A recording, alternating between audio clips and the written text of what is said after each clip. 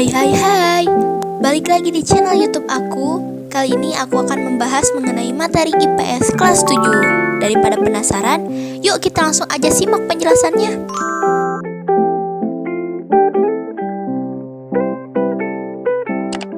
Perkenalkan, aku Anissa Noviani.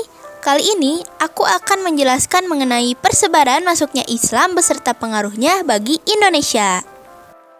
Nah teman-teman, gambar yang ada di video itu merupakan peta persebaran Islam masuk ke wilayah-wilayah Indonesia. Setelah masuknya Hindu-Buddha ke Indonesia, menyusulah Islam masuk ke wilayah Indonesia. Nah, daerah yang pertama kali mendapat pengaruh Islam adalah daerah Indonesia bagian barat. Mengapa hal tersebut bisa terjadi? Alasannya, karena daerah Indonesia bagian barat merupakan jalur perdagangan internasional, sehingga proses penyebaran terjadi begitu cepat dan mudah. Islam berkembang pertama kali di Kerajaan Samudra Pasai dan Aceh, kemudian menyebar ke wilayah-wilayah Indonesia lainnya. Nah, menyebarnya ajaran-ajaran Islam di wilayah Indonesia memiliki beberapa cara dari persebarannya. Cara tersebut terdiri dari 4 cara. Yang pertama yaitu jalur perdagangan. Pada jalur perdagangan, kondisi geografis sebagai jalur pelayaran dan perdagangan membuat wilayah Indonesia menjadi daerah pertemuan antara para pedagang.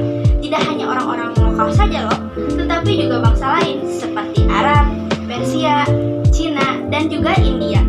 Mereka berdagang sambil juga menyebarkan agama Islam. Para pedagang tersebut biasanya bermukim atau bertempat tinggal sementara di daerah-daerah sekitar pelabuhan. Pada saat mereka bermukim sementara di wilayah Indonesia, disinilah kemudian mereka menyebarkan agama Islam. Jalur yang kedua yaitu pernikahan. Selain perdagangan, penyebaran Islam dilakukan melalui pernikahan. Para pedagang Muslim yang menetap di sekitar pelabuhan banyak yang melakukan pernikahan dengan penduduk setempat. Dari pernikahan inilah terbentuk ikatan kekerabatan yang besar antara pihak laki-laki dan juga keluarga pihak wanita. Dalam Babat dan Hikayat ditemukan cerita mengenai pernikahan antara seorang pedagang atau golongan Islam lainnya dengan anak bangsawan pribumi. Salah satu contohnya terdapat dalam Babat Tanah Jawi tentang pernikahan Putri Campak dengan Raja Brawijaya dan melahirkan seorang putra yang kelak menjadi raja yaitu Raja Demak bernama Raden Patah. Yang ketiga, pendidikan. Penyebaran Islam di Nusantara ternyata melalui pendidikan juga loh teman-teman. Para ulama dan guru-guru agama Islam mendirikan lembaga-lembaga pendidikan Islam. Lembaga pendidikan Islam pada waktu itu dikenal sebagai surau, dayah, dan pesantren. Di tempat-tempat inilah para ulama mendidik para santri tentang agama Islam. Ternyata tidak sampai di situ saja. Para santri yang telah melakukan pendidikan pulang ke kampung halamannya, kemudian para santri ini melakukan dakwah menyebarkan agama Islam kepada masyarakat sekelilingnya. Contohnya, pesantren pada masa dahulu, pesantren yang dibangun oleh Sunan Ampel dekat Gresik. Nah, cara yang keempat yaitu melalui kesenian. Penyebaran Islam juga dilakukan loh melalui pertunjukan seni, seperti pertunjukan wayang kulit. Seperti cerita bahwa Sunan Kalijaga adalah seorang dalang yang sangat mahir dan sangat disukai oleh rakyatnya.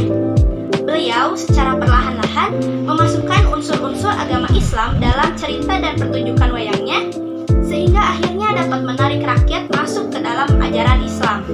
Ternyata masuknya Islam ke Indonesia memunculkan pengaruh-pengaruh besar terhadap masyarakat Indonesia. Apa sih pengaruh-pengaruhnya? Yuk kita simak penjelasannya. Nah, teman-teman, pengaruh masuknya Islam pada masyarakat Indonesia terdiri dari 4 aspek. Yang pertama yaitu bidang politik. Sebelum Islam masuk ke Indonesia, tentunya kerajaan-kerajaan Hindu-Buddha sudah dulu berkembang. Ketika Islam masuk, kerajaan Hindu-Buddha pun mengalami kemunduran dan digantikan peranannya oleh kerajaan-kerajaan Islam. Pada masa Hindu-Buddha, kepala pemerintahan dipimpin oleh raja dengan konsep kerajaan. Kemudian, Islam mengubah konsep kerajaan tersebut menjadi kesultanan. Nah, dalam sistem kesultanan ini, nilai-nilai Islam menjadi dasar dalam pengendalian kekuasaan. Kemudian, pengaruh dari bidang politik ini yaitu penyebar luasan Islam oleh raja. Para ulama yang menyebar menyebarkan syiar Islam di Nusantara pada masa awal memiliki strategi jitu dalam menjalankan dakwahnya. Setelah seorang raja bisa diajak memeluk agama Islam, sebagian besar rakyatnya pun ternyata mengikuti sang raja dengan melakukan hal yang sama. Kepentingan politik pun muncul lagi ketika raja ingin menambah wilayah kekuasaannya sekaligus menyebarluaskan ajaran Islam. Contohnya, seperti yang terjadi pada masa Kesultanan Demak. Kala itu, Sultan Demak mengirimkan pasukan untuk menaklukkan wilayah Jawa bagian barat dan menyebarkan Islam di wilayah tersebut. Bidang yang kedua yaitu bidang sosial. Pada masa Hindu-Buddha terjadi pembedaan antara kelompok masyarakat. Pembedaan ini disebut dengan sistem kasta. Yang sudah kita ketahui, sistem ini membedakan masyarakat menjadi golongan Brahmana, Ksatria, Waisya, dan juga Sudra. Setelah Islam masuk ke wilayah Nusantara, sistem kasta menjadi pudar karena ajaran Islam tidak menerapkan sistem kasta. Meskipun demikian, pada masa Islam masih terdapat penggolongan kelompok masyarakat.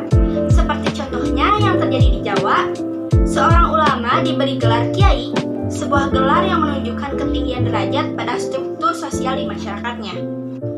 Pengaruh yang ketiga pada bidang agama.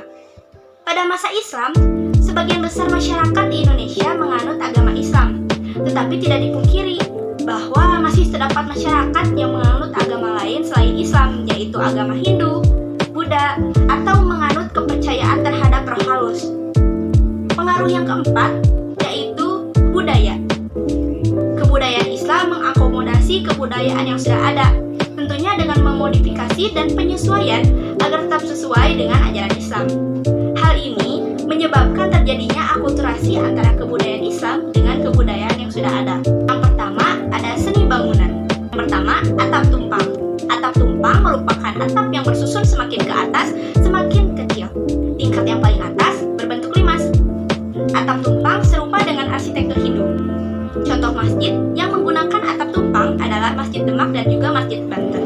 Dua, menara. Menara merupakan bagian bangunan masjid yang berfungsi untuk mengumandangkan azan ketika waktu sholat telah tiba. Contohnya, pada Masjid Kudus, bentuk menara ini mirip sekali dengan bentuk bangunan Candi Jawa Timur yang telah diubah dan disesuaikan penggunaannya dan diberi atap tumpang. Ada makam.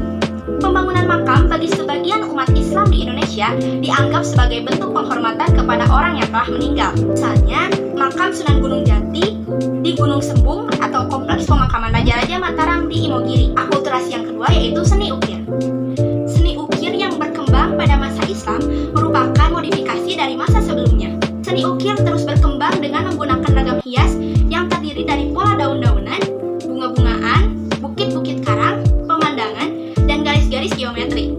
Sekian penjelasan dari aku, semoga bermanfaat.